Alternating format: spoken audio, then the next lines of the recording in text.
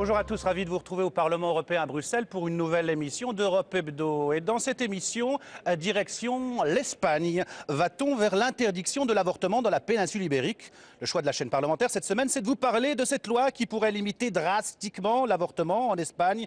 Projet adopté par le Conseil des ministres en décembre, juste avant Noël, et qui devrait être discuté au Parlement espagnol d'ici 2 mois.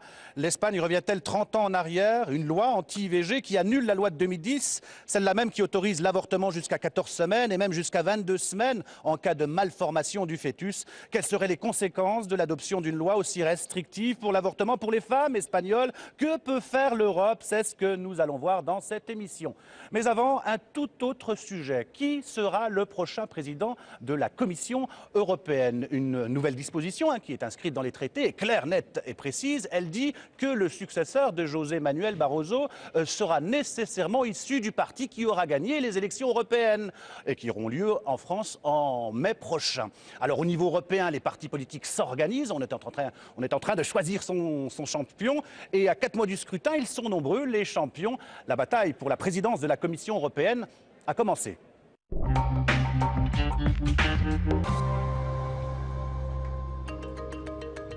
Lui, il est à la tête de la Commission depuis 10 ans et son poste fait l'objet de toutes les convoitises. Le 1er novembre prochain, José Manuel Barroso cédera sa place après 2 mandats en tant que chef de l'exécutif européen.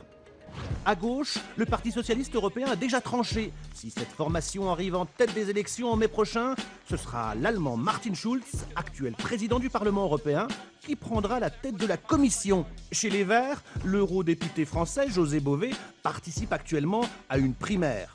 Au centre, le Belge Guy Verhofstadt sera le candidat des libéraux à la présidence de la Commission européenne. C'est un fédéraliste convaincu.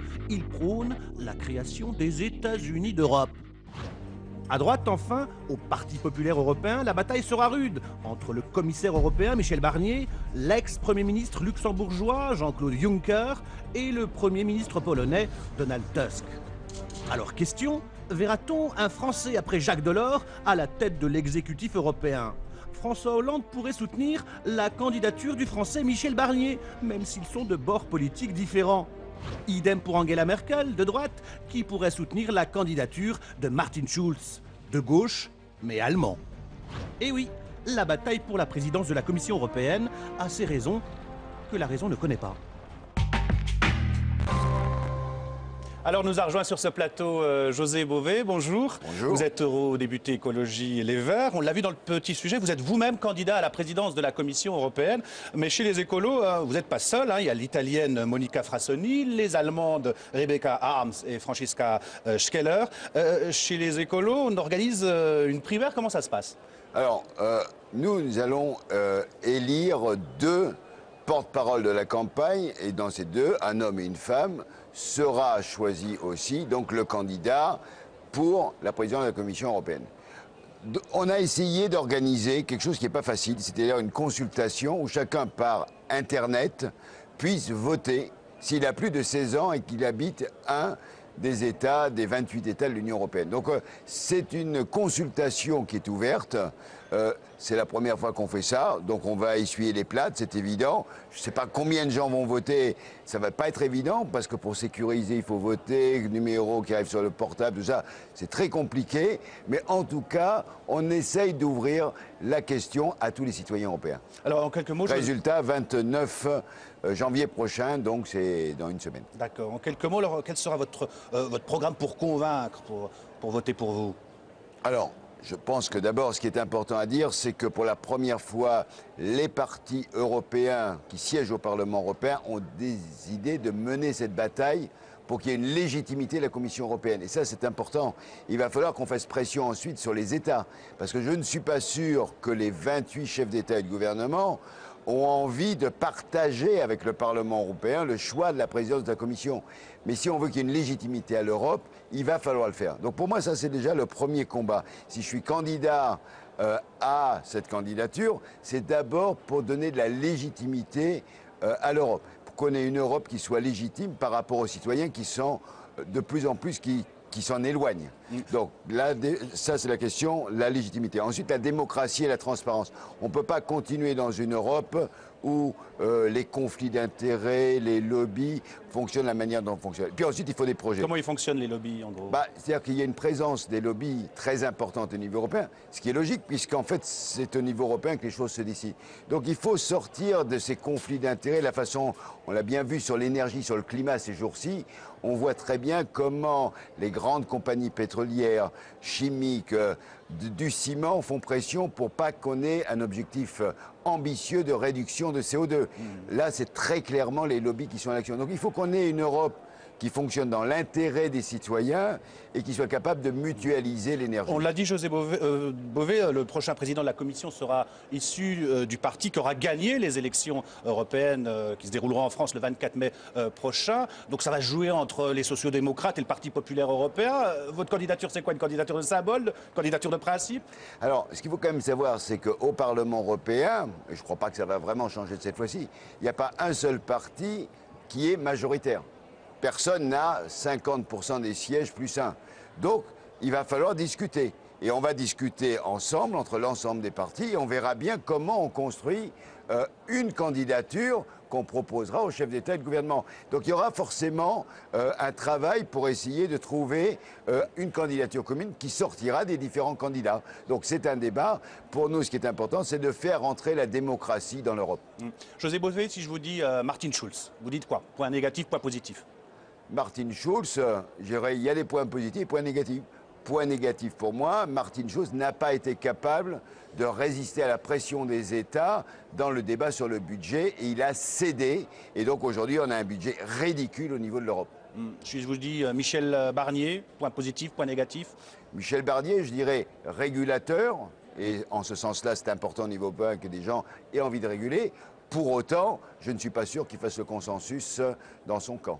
Et la candidature Bové, alors c'est quoi l'originalité des écologistes dans ce jeu-là?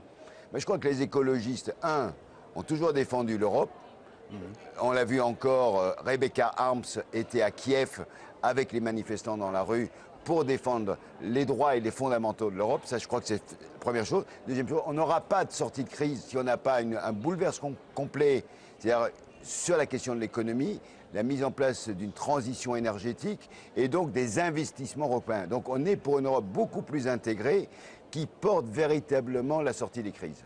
Personnellement, vous êtes battu pour rester dans le jeu. Vous serez tête de liste aux élections européennes? Alors moi, je suis déjà candidat dans le Sud-Ouest, tête de liste du Sud-Ouest de la France. Ça a été difficile, hein? On a essayé de vous avancer.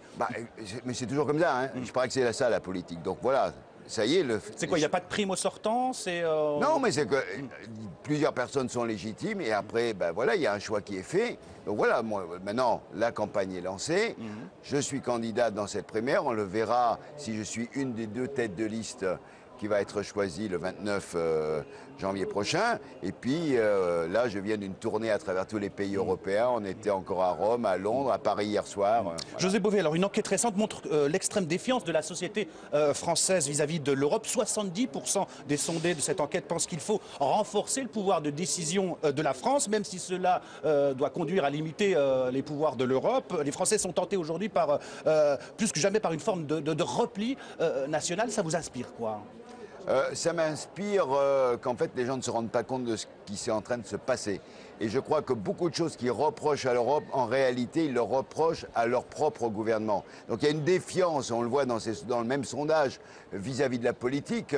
En gros, les élus sont corrompus, les élus, en fait, ne font ça que pour eux-mêmes, etc., etc. Donc il y a un vrai problème du rapport des citoyens à la politique. J'ai l'impression que beaucoup d'élus... Par rapport à l'Europe, comment on peut changer ça, cette vision alors? Mais je crois qu'il faut d'abord repartir cette des choses... tentation de repli. Il faut partir des choses concrètes. Comment l'Europe protège par rapport aux normes, par rapport à l'emploi. Aujourd'hui, par exemple, avec la Cour européenne des droits de l'homme, ce n'est pas les institutions européennes, mais c'est à côté. C'est un outil formidable pour défendre les droits et au contraire pour les élargir. Donc tout ça fait partie d'un jeu collectif. Or, aujourd'hui, on n'aura pas de solution sans être capable de renforcer l'Europe, c'est-à-dire d'avoir une Europe plus intégrée, mais pour ça aussi plus transparente et démocratique. Merci José Bové d'avoir accepté notre invitation. Et maintenant, place au reportage. Le choix de la chaîne parlementaire cette semaine, c'est de vous parler de cette loi qui pourrait pratiquement interdire l'avortement en Espagne. Un projet adopté par le Conseil des ministres en décembre, juste un peu avant Noël. Un projet qui pourrait être discuté au Parlement espagnol dans 2 mois. La bataille entre partisans et opposants à l'interruption volontaire de grossesse s'annonce rude. Notre envoyé spécial Jean-Baptiste Daoula c'est parti voir de plus près comment ça se passe. Reportage.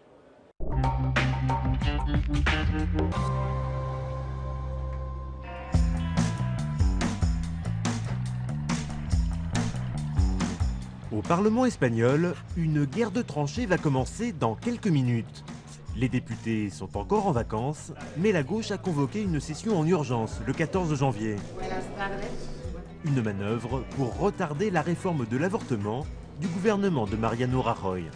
Retirez ce projet de loi aussi honteux que machiste que vous nous présentez. Vous vous entêtez à ne pas vouloir reconnaître l'évidence, ce que les médecins et les scientifiques constatent tous les jours. Derrière une grossesse, il y a une vie. Et derrière un avortement, il y a la fin de cette vie. En 2011, la réforme de l'avortement était dans le programme électoral du Partido Popular de Mariano Rajoy. Un projet très restrictif. L'avortement ne sera permis qu'en cas de viol ou de risque pour la santé de la mère. Pour avorter, la femme devra obtenir au moins 2 certificats médicaux différents. Complication supplémentaire, le médecin qui délivre le certificat médical ne doit pas travailler dans la clinique qui pratiquera l'avortement. ¿A qué sala le has mandado, Natalia? A la sala número 1. Genial. Un parcours du combattant à accomplir en moins de 14 semaines. Concrètement, il sera presque impossible d'avorter. Gracias. Ahora. Lo que hace es poner todo, habilitar Ce que fait ce projet, c'est imposer un ensemble de filtres et d'entraves pour que soit les femmes renoncent à se faire avorter, soit elles n'y arrivent pas avant la fin du délai légal. En 1985, la Clínica d'Ator a été le premier établissement à pratiquer des interruptions volontaires de grossesse en Espagne. Aujourd'hui, les médecins craignent un retour des avortements clandestins. Il y a des études très claires de l'Organisation mondiale de la santé ou de revues scientifiques très prestigieuses comme The Lancet qui montrent que les pays qui adoptent des politiques restrictives ne font pas diminuer leur taux d'avortement. Elles ne font qu'augmenter la mortalité des femmes.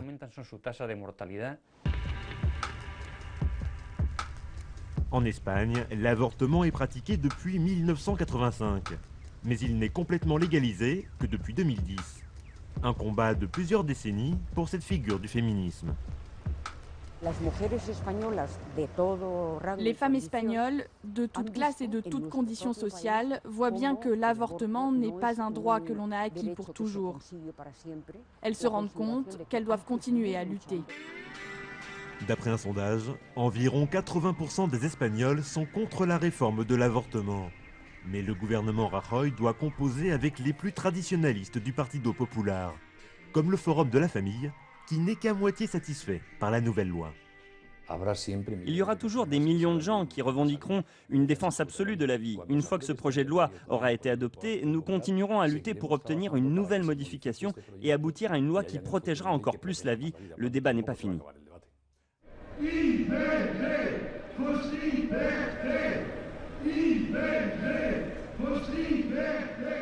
Un combat qui dépasse les frontières du pays.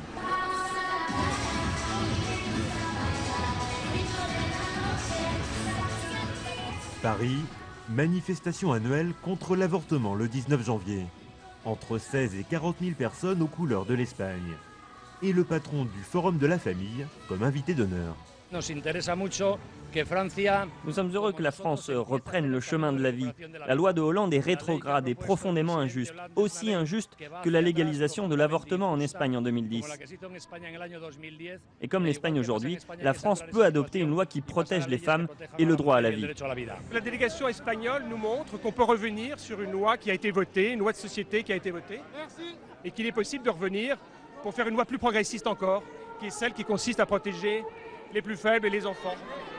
On n'arrête pas d'entendre les hommes politiques dire qu'une fois qu'on a voté une loi de société, on ne peut plus la changer. Mais l'Espagne nous montre le contraire. Voilà, c'est tout.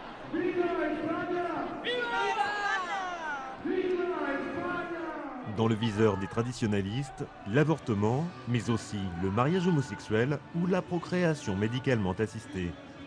Des sujets sur lesquels il existe autant de règles que de pays européens. Voilà, c'était un reportage de Jean-Baptiste Daoulas. Nous avons été rejoints sur ce plateau par Inés Ayala Sander. Vous êtes eurodéputée espagnole du Parti socialiste européen. Bonjour. Bonjour. À vos côtés, Nicole Kilinsen. Vous êtes eurodéputée française du groupe Écologie Les Verts. Alors je tiens à préciser, mesdames, que vous deux, vous êtes contre cette loi anti-IVG. Nous avons essayé d'inviter des partisans de cette loi, des députés européens espagnols du PPE. Alors ils ont tous répondu non, ils ont tous trouvé quelque chose d'autre à faire. Comment vous expliquez ça, Inés Ayala Sander? On assume au niveau national, mais on n'assumerait pas au niveau à l'étranger cette loi contre l'avortement? Bon, je dois préciser qu'au sein même du PP espagnol, il y a un grand débat et il y a de plus en plus de voix qui sont contre cet avant-projet de loi que nous essayons d'arrêter parce que justement il va contre tous les éléments de progrès qu'on a réussi à avoir avec la loi de 2010 qui a du même réduit le nombre d'avortements en Espagne et qui a aussi, et c'est une loi intégrale, qui se penche aussi sur l'éducation sexuelle et tout ce qui est dans la prévention. Alors justement, on est contre et ce qui est pour nous très important, comme c'était il y a des années qu'on n'aimerait pas devoir se rappeler, que l'appui et la réaction en Europe nous aide justement à bloquer cet avant-projet de loi avant qu'il devienne une loi contre la santé, contre la liberté et les droits des personnes et notamment aussi d'insécurité juridique pour les médecins qui normalement nous aident dans cet aspect. Alors Nicole Kilinsen, ce sujet de l'avortement vous tient particulièrement à cœur. Vous m'aviez raconté en coulisses que vous aviez décidé à l'époque de faire de la politique sur ce sujet bien précis, l'avortement. Racontez-nous. Absolument. Quand j'étais étudiante à la fin des années 60, une grossesse non désirée, le choix entre l'avortement clandestin avec tous les risques que cela comportait ou bien ce que j'ai fini par choisir parce que j'ai réussi à collecter de l'argent auprès de mes amis, me rendre en Grande-Bretagne où j'ai pu avorter dans des conditions de sécurité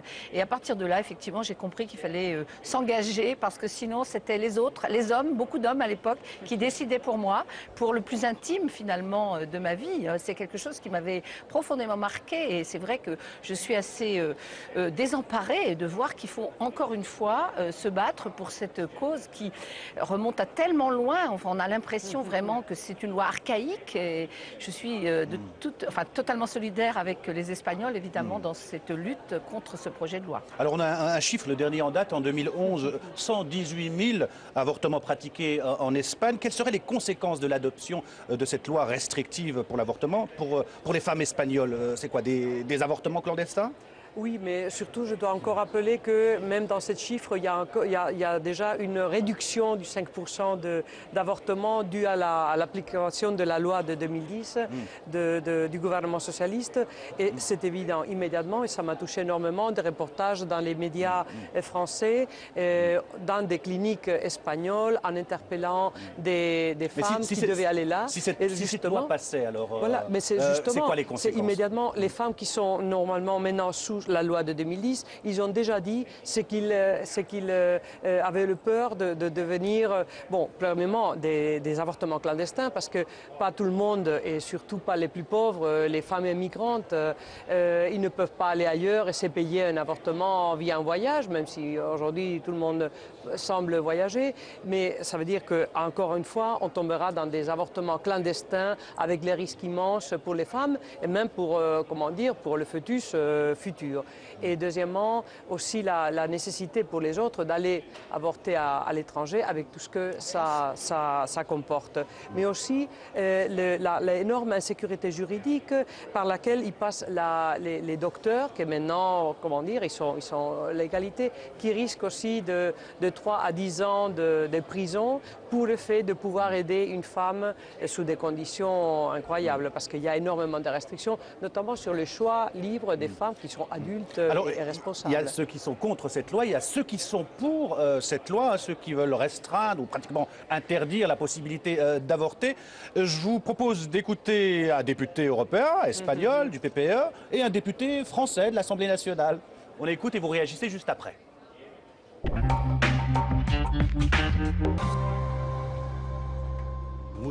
Il y a beaucoup d'Européens, beaucoup d'Espagnols qui ne se résignent pas à accepter la non-protection de l'être vivant, de l'être humain le plus vulnérable, qui est le fœtus.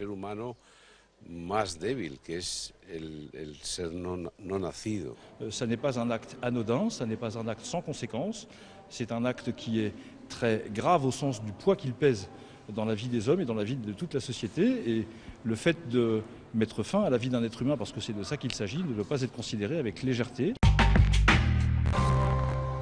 Voilà le député français qui dit c'est la démocratie, le parti majoritaire est contre les IVG, donc c'est normal. Hein, l'ancien ministre conservateur espagnol Oreja qui en est convaincu, les anti-avortements sont plus nombreux qu'on le croit. Ça vous inspire quoi, Nicole Kiel-Nielsen ? Non, mais ce n'est pas un acte anodin, je suis d'accord. Mais justement, c'est pourquoi la loi française, par exemple, introduit l'éducation à la sexualité, la prévention, la contraception et l'IVG. Et d'ailleurs, ces lois qui sont celles qui étaient en application en Espagne jusqu'à maintenant et la loi française montrent bien que le nombre d'IVG diminue. Donc je ne vois pas la justification de cette mobilisation, puisque grâce à une prise en compte globale de cette question, il y a une diminution des avortements, contrairement à ce que certains essaient de faire croire. Donc je crois que là, on assiste à une mobilisation des radicaux, de l'extrême droite, il faut le dire, et de certains coalisés avec des religieux extrémistes également, et qui veulent remettre en cause les droits acquis par les femmes depuis de nombreuses années et qui fondamentalement remettent en cause l'égalité entre les femmes et les hommes. Parce que ce dont il est question, c'est d'appliquer, de parvenir à une égalité effective en Europe entre les femmes et les hommes. Et l'égalité, elle passe par le contrôle, par les femmes elles-mêmes, de leur fécondité. Et tant qu'il n'y aura pas ce contrôle, eh bien, les femmes ne seront pas égales des hommes. Nous le savons. Donc c'est une attaque globale contre l'égalité entre les femmes et les hommes. C'est très grave. Oui, Inès Mayor Oreja, il n'est pas d'extrême droite, c'est ancien ministre de l'Intérieur, il est conservateur et il dit qu'il ne faut pas s'attaquer au fœtus. Bon, mais en tout cas, c'est seulement M. Le Pen en Europe qui a appuyé la proposition de loi du PP espagnol. Et je devrais dire à M. Mayor Oreja que dans son groupe, il devrait premièrement convaincre une grande partie de ses coéquipiers au PP espagnol qui veulent ou bien qu'ils se paralysent directement cet avant-projet, ou bien qu'on donne un vote libre, un vote en conscience aux députés du PPE. Alors, c'est un élément très important pour eux. Mais en tout cas, je trouve que pour l'Espagne, on avait réussi justement à avoir un sujet qui ne crée pas de problèmes. Et il y a beaucoup d'autres problèmes beaucoup plus graves, dont c'est en plus paradoxal que les PPE maintenant met sous pression les femmes, et en plus les femmes les plus pauvres, parce qu'on revient en arrière, même au temps de Franco, où les avortements clandestins, c'était pour les femmes plus pauvres et les plus riches pouvaient aller ailleurs. Tandis que... L'avortement en Espagne, c'est pas 1985, c'était 1936, une loi révolutionnaire, je crois. Voilà, parce que c'était dans la Deuxième République. Qui s'est appliquée en Catalogne. Donc c'est quoi, l'Espagne, elle revient 30 ans Oui, on revient au temps de Franco. Et comme je dis, on a besoin de la solidarité européenne, justement, pour essayer de bloquer, d'arrêter cette loi qui est paradoxale, parce qu'en même temps, le PPE est en train de restreindre tous les éléments pour les personnes les plus dépourvues, les restrictions dans les hôpitaux, dans l'éducation, dans la santé, dans les services sociaux. C'est le contraire. Ils voulaient pour la vie, mais ils ne sont pas capables de protéger la vie des gens qui vivent déjà. Au-delà des enjeux de santé, est-ce que ce n'est pas la liberté des femmes à disposer de leur corps qui est en jeu? Est-ce qu'on ne veut pas sanctionner un peu les femmes pour avoir eu une relation sexuelle non reproductive? Mais ça va beaucoup plus loin que ça. Je pense qu'au niveau européen, l'Espagne tente, et j'espère qu'elle n'y parviendra pas, d'introduire une discrimination entre les citoyens et les citoyennes européennes. C'est inacceptable. Dans les traités européens, l'égalité entre les femmes et les hommes, elle est inscrite et depuis fort longtemps, depuis le traité de Rome. Donc je crois qu'il faut... C'est quoi, c'est un contrôle social de la sexualité des femmes? Absolument. Mais je pense que ce n'est pas gagné pour eux, parce que vous savez, les associations qui vont déposer un recours au niveau de la Cour européenne des droits de l'homme, nous les soutiendrons d'abord. Moi, je les encourage à le faire et nous les soutiendrons. Et je pense qu'elles peuvent l'emporter. Parce qu'on est là dans une situation qui est tout à fait en contradiction avec les droits fondamentaux tels qu'ils sont définis au sein de l'Union européenne. Écoutez, l'Europe, elle n'a pas trop son mot à dire, c'est quand même une compétence exclusive des États. Je vous propose d'écouter cette femme, cette élue espagnole qui vous interpelle, hein, le secrétaire national à l'égalité, elle vous interpelle, mesdames les députés. On écoute et vous réagissez juste après.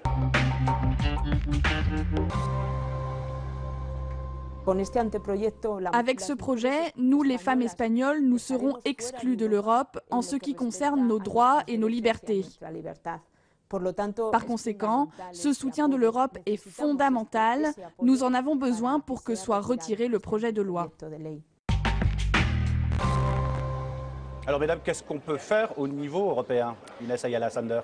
Bon, nous avons déjà eu un débat au sein du Parlement européen la semaine passée à Strasbourg. Un débat houleux, on l'a vu, avec des pancartes. Oui, mais qui a été, plutôt que houleux, a été très, très significatif parce que même au sein du PPE, du groupe PPE européen, les personnes qui ont parlé étaient justement pour appuyer les blocus de cet avant-projet de loi. Et je pense aussi que tout ce qui est la présence dans les médias du sujet et du débat, justement, en se demandant si l'Espagne fait un pas en arrière de plus de 30 ans, c'est aussi un élément très important qui fait réfléchir le gouvernement, le ministre de l'Intérieur. Et c'est pour cela que nous tenons énormément à que les femmes, justement, européennes nous aident. C'est Simone de Beauvoir qui disait en 1980, n'oubliez pas qu'il suffit d'une crise politique, économique ou religieuse pour que le droit des femmes soit remis en question. Est-ce qu'on n'y est pas là? Mais oui, bien sûr. Et je crois que les élections européennes qui s'annoncent dans quelques mois vont être importantes. Et il faut que les citoyens et les citoyennes prennent conscience de cela. Les droits des femmes, les acquis ne sont pas garantis. Il faut donc se mobiliser et bien évidemment envoyer dans ce Parlement des parlementaires comme nous qui défendront les droits des femmes et l'égalité entre les femmes et les hommes. C'est un des enjeux de ces élections européennes. Personnellement, Inès Ayala Sander, vous pensez que cette loi elle va passer en Espagne? Franchement. Bon, pour le moment, ça veut dire, moi, je pense qu'avec tout le support européen, des associations des femmes, la ministre des droits des femmes françaises, il y a des manifestations qui sont prévues, des manifestations à Bruxelles, en Espagne. Il y a eu déjà, comme on a vu à Paris, justement, ça nous aide énormément à montrer au gouvernement espagnol qu'on ne peut pas aller en arrière. 8 des 10 citoyens espagnols, ils sont contre ce changement de loi. 80% sont voilà, contre. C'est ça, 80% sont contre. Et même au sein du PP, comme je dis, ils demandent qu'on arrête cette loi. Au sein du PP, ça veut dire les collègues de M. Mayor Oreja. Alors, je trouve que, comme tu disais, justement, qu'il faut pour les prochaines élections avoir clairement envoyé au Parlement des personnes qui sont pour le futur, pour les progrès des droits humains et pour l'égalité homme-femme. Merci mesdames d'avoir accepté notre invitation. On suivra bien évidemment ce débat. C'est la fin d'Europe Hebdo. La semaine prochaine, vous retrouvez Nora Hamadi. En attendant, bonne suite des programmes sur les chaînes parlementaires.